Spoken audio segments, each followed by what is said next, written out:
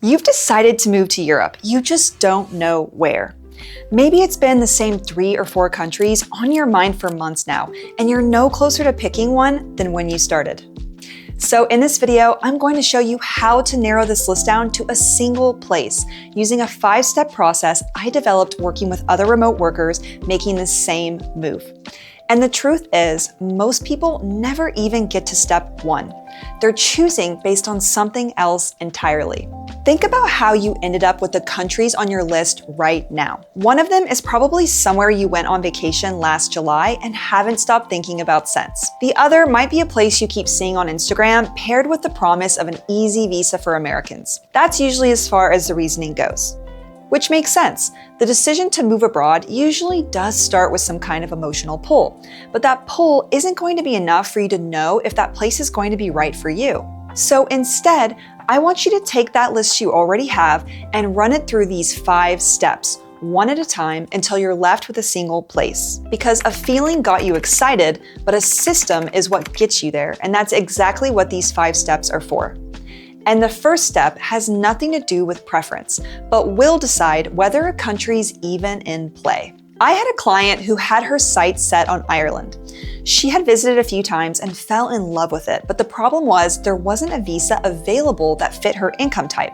But by the time she found that out, she was already emotionally attached to the idea of Ireland, so it was difficult for her to consider other places without feeling let down. There may be a place that really pulls at you like that, but if you're serious about moving abroad, you have to start with what's realistic. That's why step 1 is confirming eligibility.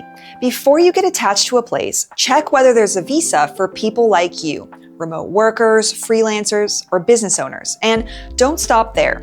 Look at the income number that visa requires and make sure what you earn meets it.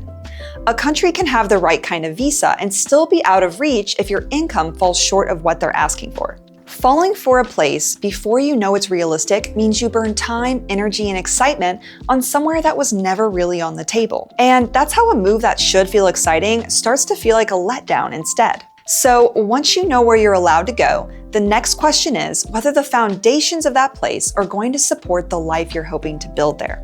Before I moved to Germany, I didn't look closely at healthcare or taxes, but very soon after arriving, I realized it wasn't going to work for me long term. The way things were structured just didn't fit my situation. And by then, I had already had a lease and an apartment full of furniture. You don't need to become an expert in another country's healthcare system or tax code. You just need to know what you're signing up for before you've already relocated. So step 2 is understanding your foundations. Look into how healthcare works in each place still on your list, whether you'd have access to it, what it costs, and get a basic sense of your tax residency situation.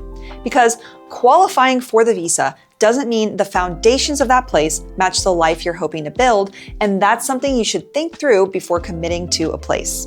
But even once a place checks out on paper, most remote workers still move forward on this next part completely blind, and that's exactly what turns into stress once they've already moved.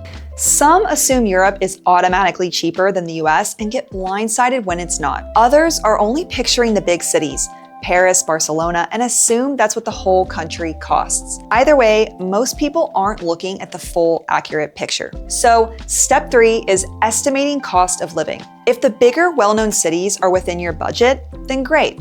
But if you're hoping for a lower cost of living than what you have in the US, you'll need to look past those cities.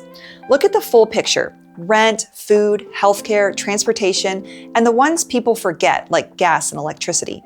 Stay flexible on cities within a country too. Second cities are often cheaper and sometimes nicer to live in. And make sure you're factoring in currency conversion as you estimate, because the difference between dollars and euros can add up significantly. Cost of living will dictate whether you feel comfortable or stretched thin, so it's worth getting an accurate estimate before you commit. So, once you've run the numbers, there's still a whole layer of this decision that has nothing to do with money at all, but might end up mattering just as much. Imagine you're from Florida and you're used to warm, sunny weather, but in your mind, moving to the Netherlands sounds amazing. What you don't realize or won't fully know until you're already there is that it's rainy and cold and the winters are brutal. And that can have a real impact on your mental health. None of this shows up when you're researching visas or comparing rent prices, but it can end up shaping your everyday life more than you might expect. That's why step 4 is assessing your lifestyle logistics. And I'd start with weather since it's the one people underestimate most. Think honestly about your history with it. Not, I like warm weather, but how you've handled long gray stretches before, if you ever have. From there, look at language, how much it matters to you whether the people around you speak English day to day. And check the time difference too, because whether you're working as part of a remote team or just trying to stay in touch with friends and family, a few hours can be the difference between a normal day and being on calls until 9 at night. None of these are deal breakers on their own, but underestimating them is how people end up unhappy in a place that looked perfect on paper. The last step is harder to understand from the outside because you only feel it once you're living there. I lived in Spain for 5 years. Culturally, it runs on a slower, more relaxed rhythm, and at the time, I wanted a chapter of my life that was more career-focused and fast-paced. That mismatch, more than anything else, is what eventually pushed me to leave. Because this is something you might not think about beforehand, but can have a big effect on whether a place is a good fit for you. So step 5 is evaluating culture and fit, and it's the hardest one to research because you're not checking a fact, you're trying to guess how a place is going to feel once you're there. Start with the pace of life. Does the culture move fast or does it move slow? And which one matches what you're looking for right now? Then think about how easy it tends to be to make friends there. Some cultures are naturally warmer and more open, while others take a lot longer to let people in. And be honest about how much bureaucracy and slowness you can tolerate, because in a lot of places, that's simply part of life. None of this is something you can fully know from research alone. But if the pace, the people, or the day-to-day rhythm don't match what you need right now, it's going to wear on you no matter how good everything else is. So if you're at the point now where you've completed all 5 steps, but you're still stuck choosing between a couple of places, here's how to make the final call. Say you've got it narrowed down to 2, maybe 3 countries, and on paper, they're all fine. The weather works, the culture seems okay, you've run the cost of living numbers, and they check out. And you're still sitting there, no closer to picking one than you were months ago. At this point, it's not about more research. It's about knowing what matters most to you and having something solid to base a decision on instead of just going with a feeling. Take your 2 or 3 finalists and write down the factors we just went through. Foundations, cost of living, weather, language, time zone, and culture.